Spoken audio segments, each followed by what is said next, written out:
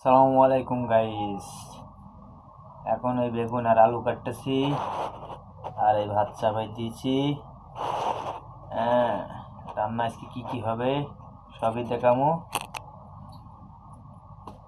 বেগুন পাল্টা করলাম, পাল্টা করে সিদ্ধ দিলাম, ছোট ছোট করিয়া পোস্ট মেরে নিলাম।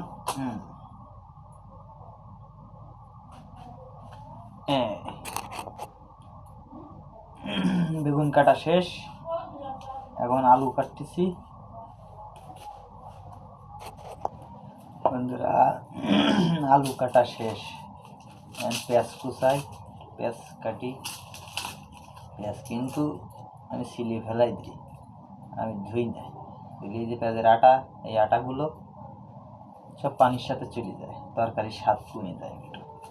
পেঁয়াজের খোলা সিলি ফেলি দিয়ে ভিতরে তার ময়লা নাই, কোনো রকম ধুলোবালি আর জীবাণুতের ভেতরে যায় নাই, তাই তোমার পেঁয়াজটা না ধোয়ার কোনো প্রশ্নই না।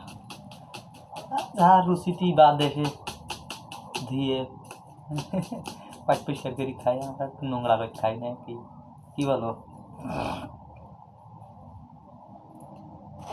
ওরে বাবা রে, পেঁয়াজের টেস্ট খুব, চোখ জ্বলি যেতে, চোখে পানি আসে রে বাবা রে বাবা।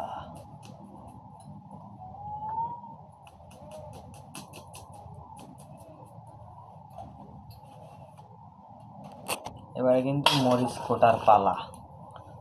মরিচ কোটার দেখেন আপনারা, মরিচ এই মাঝখানতে ছিঁড়ে দিলাম, এই মাঝখানতে ছিঁড়ে দিলাম, এই হয়ে গেলাম। তরকারিটা ধৌত করে নিয়ে আসি। আপনারা একটা বিশেষ পদ্ধতি দেখেন, মাছটা কিভাবে আমি জাল দিই না, একটু তেল দিলাম,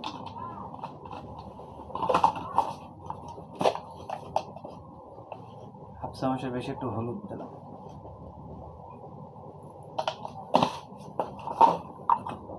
তিনটে কাঁচামরিচ দিলাম, কিছুটা পেঁয়াজ দিলাম,